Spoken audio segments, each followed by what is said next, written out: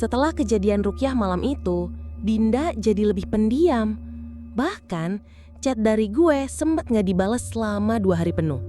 Sampai akhirnya dia kirim satu voice note pendek. "Gi, jangan pernah ke rumah sakit itu. Gue serius, jangan." Tapi justru kalimat itu yang bikin gue makin penasaran. Mungkin karena gue ngerasa dekat sama Dinda. Gue juga udah pernah liputan beberapa kasus horor, urban legend, dan tempat-tempat angker buat konten. Jadi rasa penasarannya udah kayak gatel yang gak bisa digaruk. Dan jujur aja, bagian dalam diri gue bilang, kalau ini beneran terjadi, orang harus tahu, harus ada bukti. Gue mulai nyari info soal rumah sakit Santika Asih. Ternyata gak banyak data resmi soal tempat itu. Tapi di beberapa forum Reddit dan grup Facebook lokal Garut, banyak yang bahas tempat ini. Katanya, dulu rumah sakit itu terkenal karena punya fasilitas isolasi kejiwaan di lantai 3.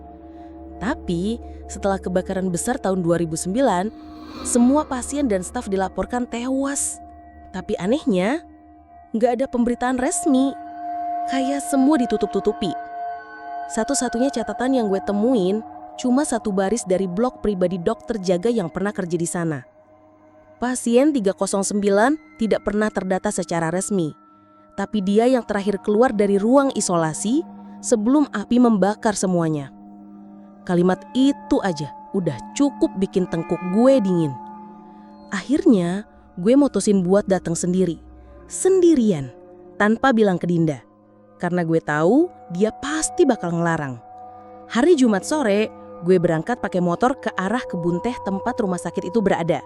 Bawa kamera GoPro, voice recorder, senter LED, dan satu botol air doa yang gue dapat dari ustadz dekat rumah. Gue gak main-main. Gue tahu yang gue datengin ini bukan tempat wisata.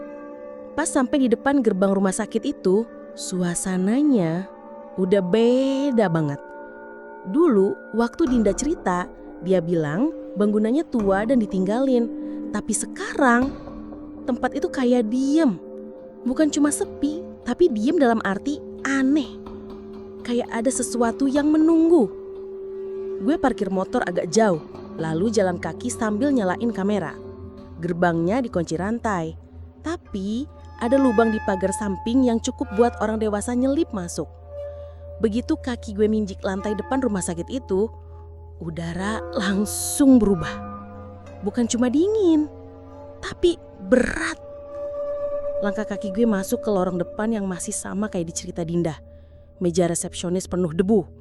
Papan jadwal tahun 2009 dan bau khas rumah sakit, alkohol campur besi karat masih kentara. Tapi yang paling ganggu, suara. Ada suara kayak orang bisik dari jauh. Tapi gak jelas. Gue jalan pelan-pelan. Naik ke lantai 2, gak ada apa-apa. Beberapa ruangan kosong, jendela pecah. Beberapa kasur tua masih berserakan. Tapi gak ada yang ganjil. Sampai akhirnya gue berdiri di depan tangga menuju lantai 3. Tangga sempit, gelap. Dan saat gue sorot senter, ada tulisan samar di dinding. Jangan buka. Tapi manusia tuh makhluk paling bandel kalau dikasih larangan. Dengan hati-hati gue naik. Langkah demi langkah, nafas gue makin berat. Setiap anak tangga, gue berasa kayak nginjek tulang. Pas sampai di atas, pintu besi yang jadi gerbang ke lantai 3 kebuka sedikit. Cuma nganga pelan, kayak udah nungguin gue dari tadi. Begitu gue masuk, lorong panjang itu langsung ngasih sambutan. Dingin, bau hangus, dan suara tangis pelan. Gue rekam semuanya. Kamera nyala, suara rekaman GoPro nangkep bisikan kecil yang gak bisa gue denger langsung. Tapi kaki gue terus jalan. Gue sampai di depan kamar bertuliskan 309. Pintu setengah terbuka. Pelan-pelan, gue dorong. Ruangan itu gelap. Tapi dari cahaya senter, gue bisa lihat dindingnya penuh coretan narah. Tulisan-tulisan yang sama kayak Dina ceritain. Tapi ada satu hal yang baru.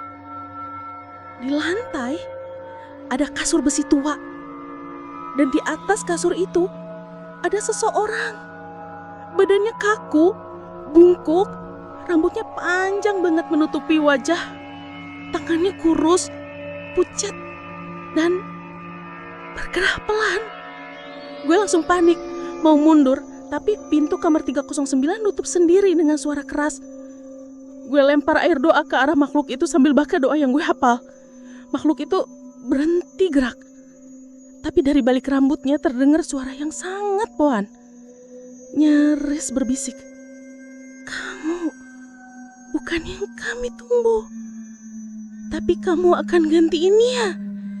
Lantai di bawah gue tiba-tiba retak. Lantai 3 kayak gempa.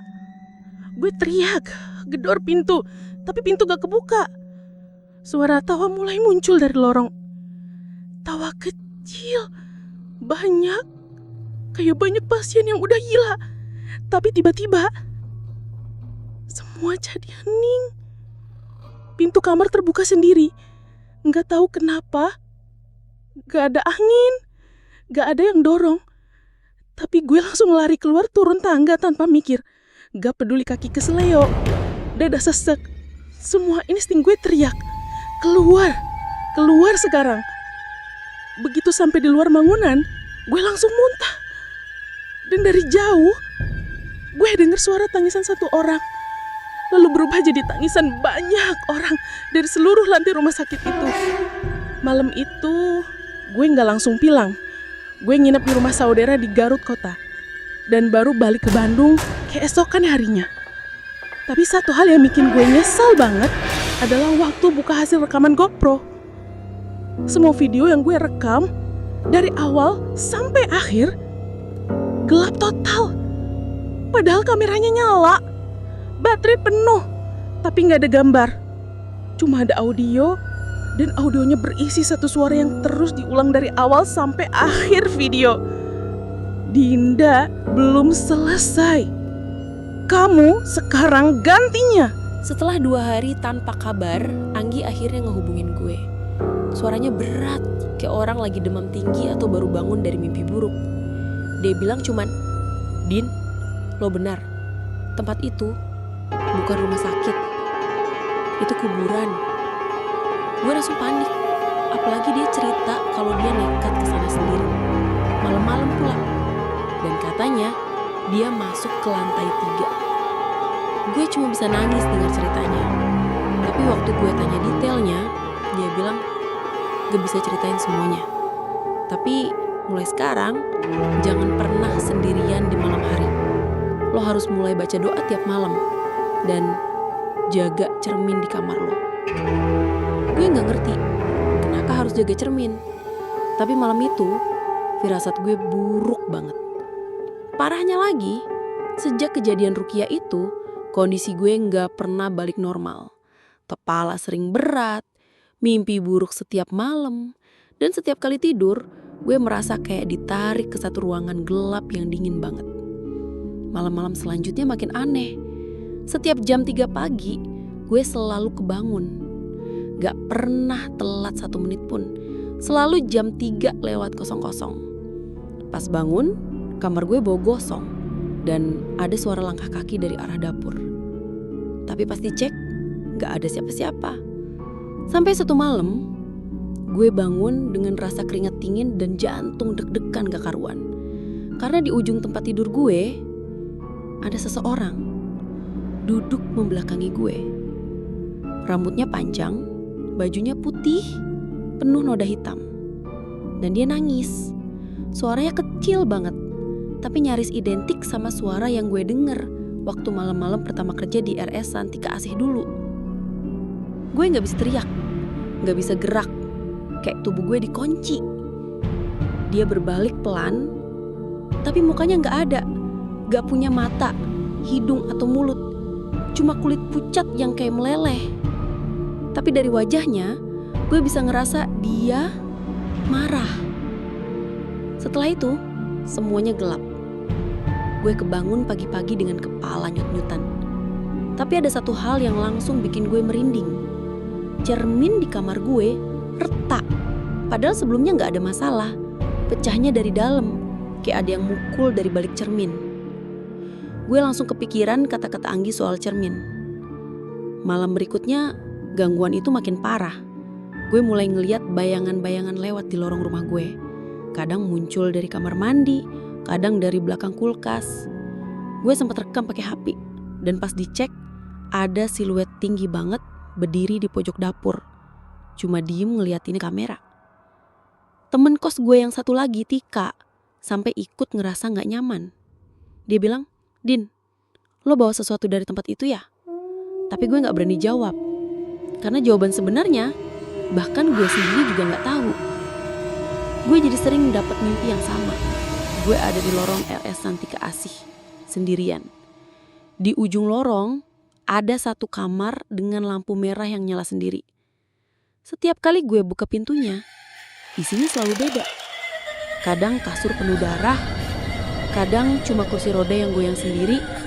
Tapi paling sering gue ngeliat satu sosok perempuan duduk di pojok ruangan sambil nyebut-nyebut satu angka. 309, 309, 309. Dan makin hari, dia gak cuma ada di mimpi. Dia mulai muncul di cermin kamar gue. Kadang cuma lewat, kadang diam di belakang gue pas lagi ngaca. Tapi yang paling gila, dia pernah muncul di layar HP gue waktu gue buka galeri. Foto yang muncul bukan selfie atau foto random, tapi gambar kamar rumah sakit yang gelap dengan sosok dia berdiri di tengah, menghadap ke kamera. Padahal gue gak pernah punya foto itu. Gue udah gak tahan. Gue kontak Anggi. Suara dia di telepon berat banget, kayak habis nangis. Dia bilang, "Gue juga lagi diganggu. Tapi Dinda, ada sesuatu yang lo harus tahu. Semua ini bukan karena lo kesana, tapi karena lo pernah ditandai waktu lo kerja di sana." "Ditandai apaan maksud lo?" tanya gue. "Waktu lo ngeliat pasien 309. Gue langsung diam. Anggi lanjut, "Pasien itu bukan manusia, bukan juga setan biasa. Dia entitas yang terjebak. Bukan karena dia jahat, tapi karena dulu dia dikurung, disiksa, diasingkan sama pihak rumah sakit. Sampai akhirnya dia mati di ruangan itu. Tapi jiwanya gak pernah keluar. Dan dia dendam sama semua orang yang masuk ke ruangannya." Gue langsung lemes. Karena dalam hati gue sadar, waktu kerja di RS Santika Asih dulu, malam terakhir sebelum semuanya berubah, gue sempat masuk ke ruangan yang gelap karena salah masuk kamar. Dan waktu itu, gue sempat ngelihat seseorang duduk di pojok kamar, yang gue kira pasien. Dia cuma duduk sambil ngenatap gue. Dan saat itu, dia juga sempat ngomong satu kalimat. "Kamu bisa dengar aku. Berarti kamu juga bisa tinggal di sini." Gue nggak tahu maksudnya waktu itu, tapi sekarang semua kalimatnya kayak teka-teki yang terjawab telat. Gue nggak cuma ngeliat dia, tapi gue udah terhubung sama dia. Dan sekarang dia mulai manggil gue setiap malam, lewat suara-suara, lewat mimpi, bahkan lewat pantulan kaca di kamar gue yang udah mulai retak semakin parah.